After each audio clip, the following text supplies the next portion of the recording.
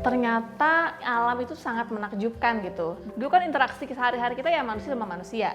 Tapi sejak berkebun itu aku bisa ngelihat binatang kecil-kecil yang dulu nggak pernah diperhatiin ternyata ada. Terus ngelihat tuh benih dari kecil banget bisa tumbuh jadi tanaman yang gede, bisa ngasih makan keluarga aku.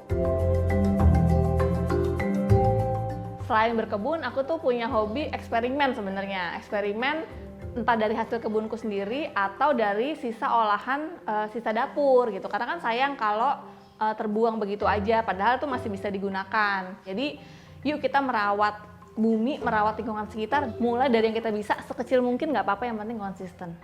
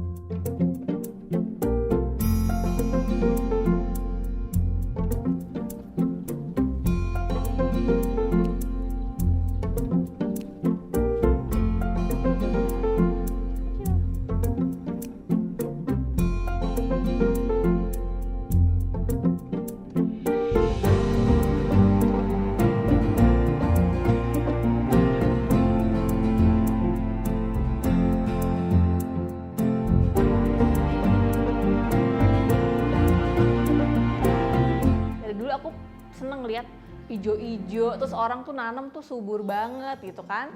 Tapi aku kalau nanam selalu mati gitu. Jadi sampai yang ada momen dimana aku trauma nih, kalau beli tanaman lagi ntar mati, kasihan tanamannya kan, merasa bersalah. Akhirnya pernah satu momen dimana di rumah ini nggak ada tanaman hidup, aku belinya tanaman palsu gitu. Jadi karena aku takut ntar mati lagi gitu kan. Tapi kalau orang kan suka ada mitosnya, tangan kamu panas katanya, makanya nggak bisa bertanam, makanya mati mulu. Tapi aku nggak percaya itu. Aku percayanya aku belum tahu ilmunya, aku belum mengerti gimana caranya memelihara tanaman, makanya mati mulu gitu. Berarti aku harus belajar nih gitu. Akhirnya tahun lalu belajar permaculture di Bumi Langit Jogja, pulang langsung ngubah halaman belakang jadi kebun dan alhamdulillah bisa subur.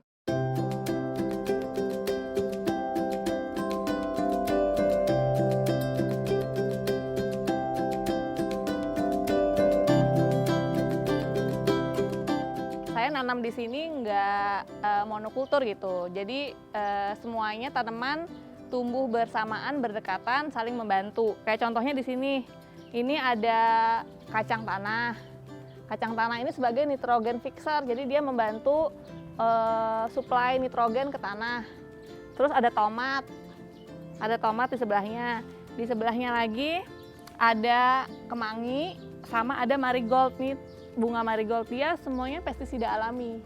Jadi di dalam tanah ini sebenarnya ada ekosistem yang begitu hebatnya yang kita nggak lihat. Nah ini sebenarnya dia nggak rebutan nutrisi, dia saling membantu gitu.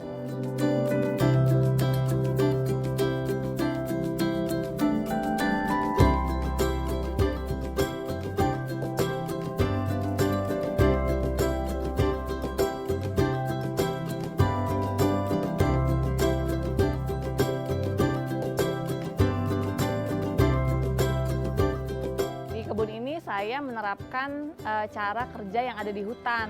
Jadi di hutan itu kan sebenarnya dia bisa subur, nggak ada yang mupuk, nggak ada yang nyiram gitu, tapi semuanya bisa tumbuh dengan segar dan subur.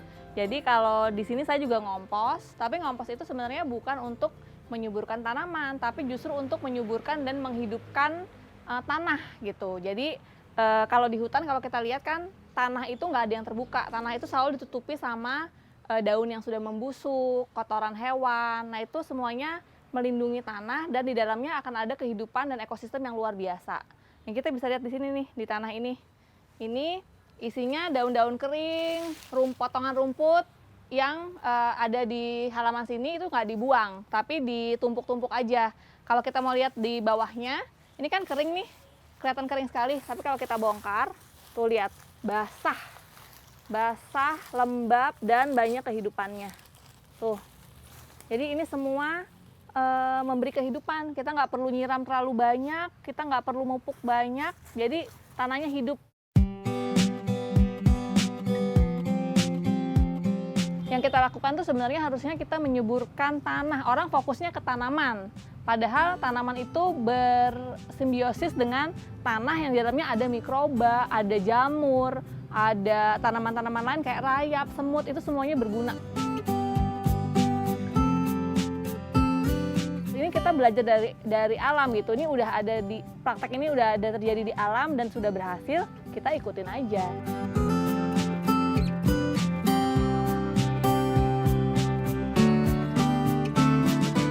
Jadi hari ini aku mau panen buat makan siang nanti. Yang mau dibikin tuh nanti salad. Jadi kita mau panen sawi, tomat, sama bayam Brazil. Yuk!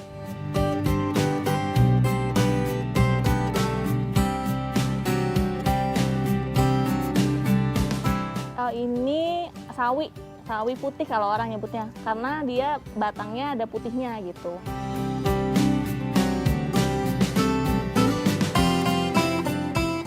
Ya, seger.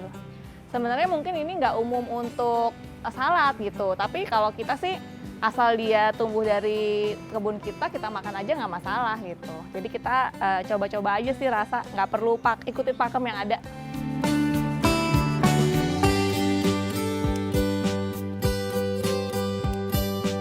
Ini bayam Brazil, disebutnya tanaman perennial atau menahun. Jadi kita tanam sekali, dia akan mendapatkan hasil panen berkali-kali.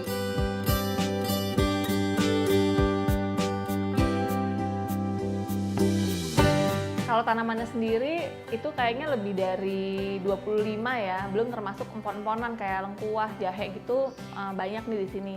Terus kalau memenuhi kebutuhan keluarga, sebenarnya kalau sekarang ini yang sayur yang dimakan mungkin baru 50%, bukan karena dia nggak bisa memenuhin, karena keluargaku kan juga baru nih kita berkebun. Kalau yang mau makan konsumsinya langsung biasanya aku, kalau mereka pasti kan yang mereka, kalau keluargaku yang mereka familiar gitu kayak wortel, kentang, cuman kan nggak bisa produksi terus kan gitu. Jadi untuk keluarga aku sendiri butuh penyesuaian lagi gitu, karena aku juga baru 6 bulan. Tapi kalau untuk aku sendiri dan untuk orang-orang yang kerja di rumahku, semua udah bisa dari kebun ini gitu. Jadi mungkin sekitar sekarang masih 50% lah. Nah kalau ini adalah krokot. Krokot ini sebenarnya tanaman liar, jadi saya nggak nanam krokot ini. Di pot ini sebenarnya saya nanam selada, tapi malah nongol krokot. Tapi nggak saya musnahkan, karena sebenarnya krokot liar ini dapat dimakan. Kalau di Amerika malah dia dijual seharga 200 gramnya itu $2,3 gitu. Sayang banget, dia antioksidannya tinggi, omega 3-nya tinggi. Sayang banget kalau kita anggap gulma dan kita buang-buang aja. Ini bisa kita panen.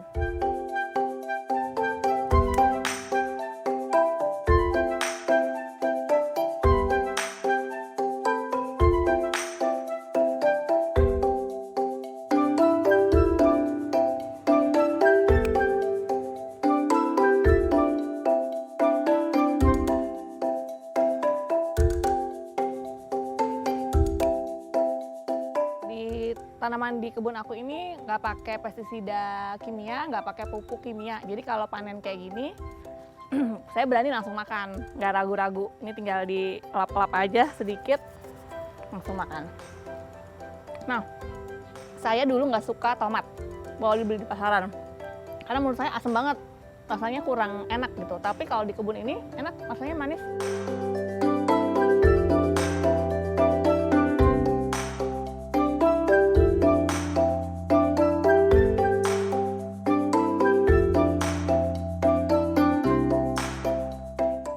Punya kebun kayak gini sebenarnya kayak kulkas alami ya, jadi kita nggak perlu nyetok banyak-banyak di dalam kulkas, tinggal kalau butuh sedikit ya petik aja.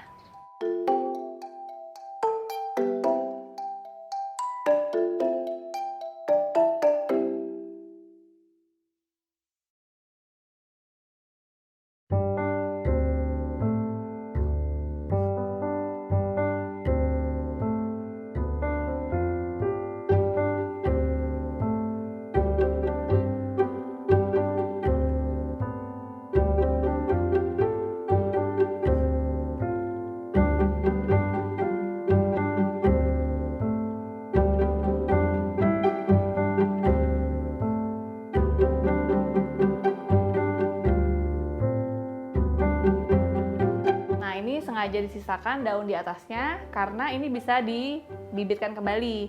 Tinggal dicelupkan ke air, dalam 3 hari akan keluar akarnya dan setelah itu bisa langsung ditanam. Kalau mau langsung ditancapkan ke tanah juga bisa, ditaruh di tempat teduh aja, rajin disiram, ntar dalam waktu 3-4 hari akan udah segar kembali dan akan bertunas kembali.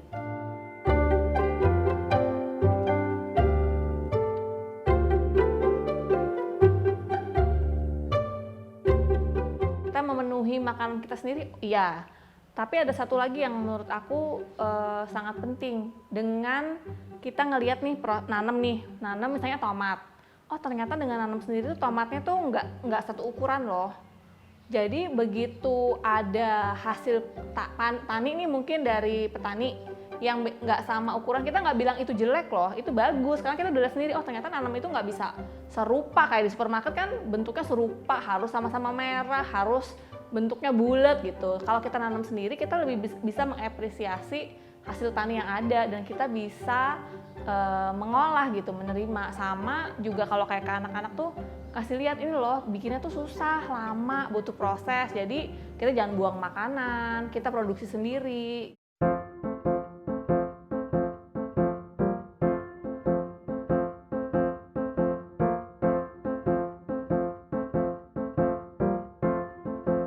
Nah ini sisa dapur, biasanya sisa dapur ini akan masuk ke kompos yang aku punya sama untuk dibikin mol. Nah cuman kan bikin mol itu biasanya pakai gula. Nah aku lagi eksperimen nih gimana caranya mengurai ini tanpa menghabiskan gula di rumah gitu kan, sayang tuh gula.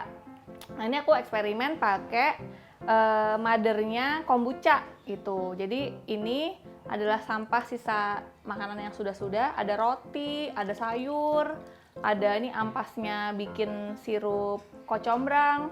Ini tinggal aku masukin aja semuanya ke dalam sini. Tuh kayak gitu. Terus nanti yang mengurai tuh bakteri ini Scooby-nya. Tuh, ini yang gede ini dalam waktu seminggu udah terbentuk nih segede gini. Padahal aku nggak kasih gula. Jadi si bakterinya ini makan gula-gula yang ada di tanaman di sampah dapur ini. Dan dia bisa terurai. Dan nanti hasil airnya ini bisa jadi pupuk cair buat tanamanku. Dan yang ininya, yang padatnya bisa masuk komposter dan akan lebih cepat terurai karena udah mulai hancur dianya. Ini baunya wangi sekali. Baunya tuh kayak apa ya, jeruk fermentasi gitu deh, asam-asam kecut, enak. Padahal ada roti, ada sayur, tapi nggak bau busuk karena ada ini.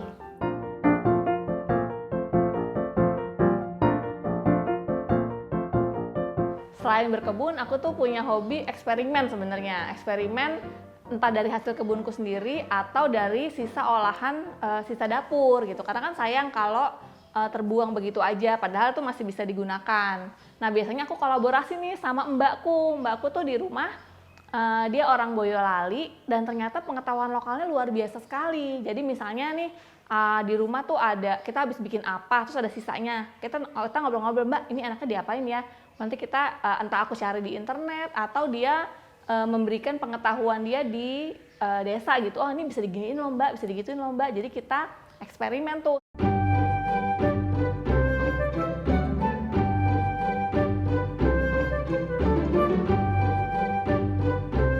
Nah ini cara saya memperpanjang usia limbah dapur. Jadi kemarin itu sempat bikin sirup kunyit asem. Kan dia kunyitnya masih bisa digunakan sebenarnya. Jadi daripada dibuang saya keringkan. Ini bisa buat olahan makanan lagi sebenarnya. Ada yang kemarin sempat bikin nasi goreng kunyit. Bisa juga ini buat pewarna. Sekarang kita mau praktek mewarnai baju pakai limbah kunyit ini. Kita rebus lagi supaya dia makin keluar warnanya. Ini juga sisa kemarin. Jadi warnanya mungkin udah agak berkurang.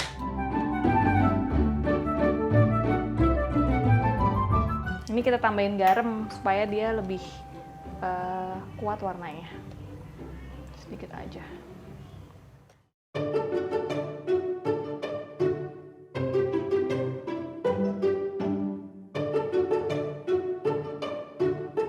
Sekarang mau dikasih motif.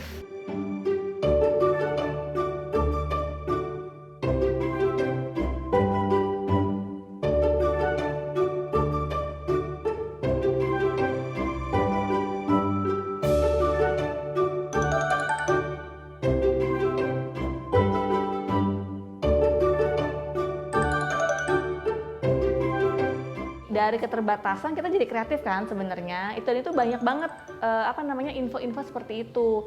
Tapi aku juga ngobrol sama Mbak, katanya di desa mah orang udah nggak mau Mbak, karena kan kayak orang susah kayaknya kita masa kayak gitu diolah lagi. Padahal sebenarnya itu kan manfaatan yang baik ya, daripada dibuang, daripada mubazir, kita bisa olah lagi. Nah di desa pun mulai ditinggalkan praktek-praktek seperti itu. Jadi aku gali, aku mau catet gitu, mau didokumentasikan supaya kita kearifan lokal itu nggak hilang gitu.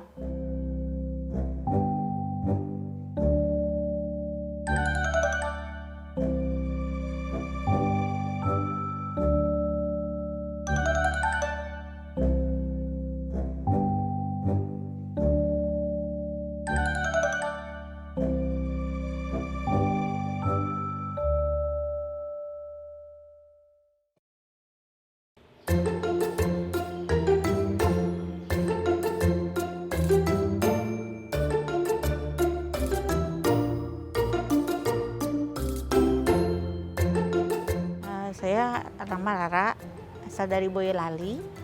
Kurang lebih ikut sama Ibu Nada, kerja sama Ibu Nada 5-6 tahun.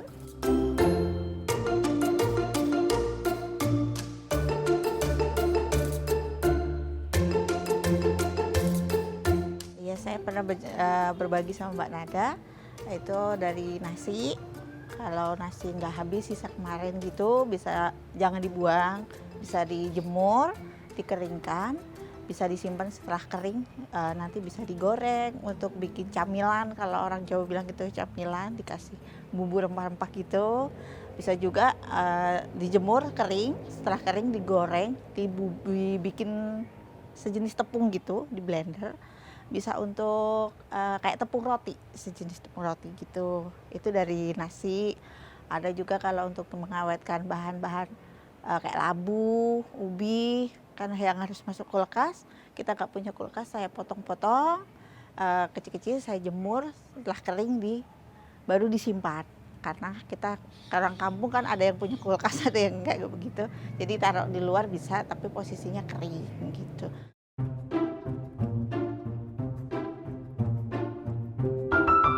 Mau diolah lagi tinggal dikukus, atau kalau labu kan mau dikolak, bisa langsung dikolak. Karena kalau di desa sekarang sudah berkurang orang mau apa namanya ya bahasanya, mau gunain itu gitu. Cuma saya berbagi sama Ibu Nada, ternyata Ibu Nada malah senang gitu. Pengalaman saya dari kampung, saya berbagi sama Ibu Nada yang di kota. Jadi saya sering berbagi sama Ibu Nada ngajarin saya begini, saya berbagi dengan Ibu Nada begini. Jadi saling berbagi aja kita.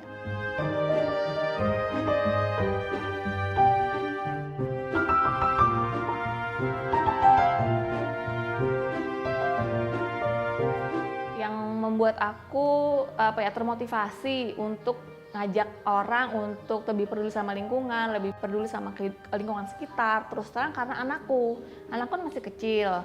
Sekarang itu aku lihat bumi makin nggak baik, manusianya juga makin nggak sehat. Gimana keadaan dia nanti kalau ini terus-menerus kayak gini gitu. Sekarang aja mulai kerasa kan, cuaca nggak menentu, pangan makin susah gitu. Jadi kalau aku nggak berubah dari aku sendiri, aku ngajak orang lain, gimana nanti anakku gitu. Jadi itu motivasi terbesarku adalah anak-anak.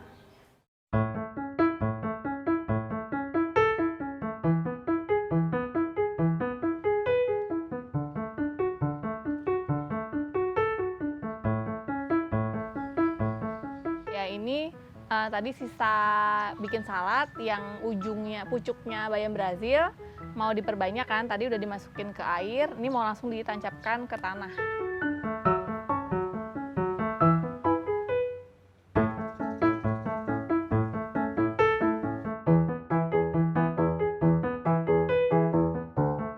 Sejak aku berkebun, aku perhatikan tuh alam itu tidak menuntut. Semuanya menjalankan sesuai fungsinya. Misalnya nih matahari, dia akan tetap bersinar, walaupun ada mendung dia tetap bersinar. Benih, aku sering banget nih ngebenih, terus aku lupa nyiram, nggak tumbuh dong. Aku pikir udah nggak tumbuh, aku buang ke tempat bedengan yang biasa, dia tumbuh gitu. Jadi mereka nggak menuntut aku urusin dong, kalau nggak urusin aku sebel gitu. Nggak, alam itu tanpa dia akan memberi terus gitu, memberi sama kita. Nah, kita sebenarnya sebagai manusia tuh kita kan bagian dari alam kan. Harusnya kita juga seperti tumbuhan, seperti binatang gitu, memberi juga. Kalau kita kan manusia tuh kayak kerjanya eksploitasi gitu, ngambil demi keuntungan kita nggak peduliin tanaman, nggak perlu peduliin hewan yang lain, yang penting kita untung, yang lain terserah deh gitu. Nah, berkebun itu bikin aku lebih sadar diri akan posisiku di bumi ini gitu, bahwa kita saling terkait, saling tergantung, saling mempengaruhi.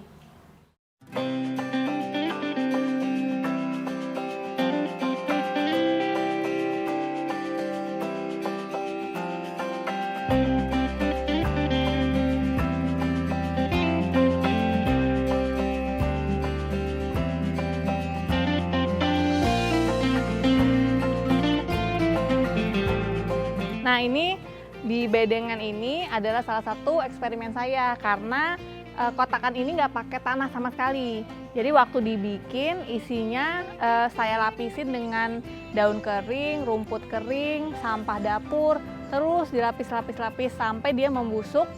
Setelah siap baru ditanami. Ya, nah coba lihat deh, ini tanah yang sehat dan hidup seperti ini. Lihat tuh, mikrobanya banyak binatangnya, dia gembur, dia lembab, terus banyak kehidupan nih kalau dilihat sih, banyak banget cacing-cacingnya. Nggak cuma cacing tanah ya, tapi ada kaki seribu, ada macam-macam lah di dalamnya. Jadi kita bisa bikin tanah subur, tanah gembur sendiri dari sisa dapur, dari buangan kebun, tinggal di layer-layer aja.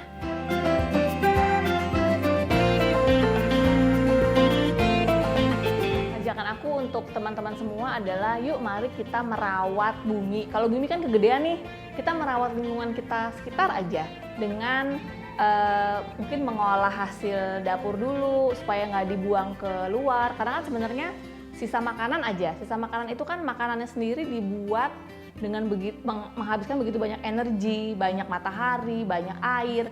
Kalau kita buang cuma jadi sampah, tapi kalau kita olah bisa jadi kembali ke tanah, walaupun kita nggak berkebun ya, tapi kita bisa kembalikan energi semua itu kembali ke tanah. Itu pun sudah sangat bermanfaat. Jadi yuk kita merawat bumi, merawat lingkungan sekitar, mulai dari yang kita bisa sekecil mungkin nggak apa-apa, yang penting konsisten.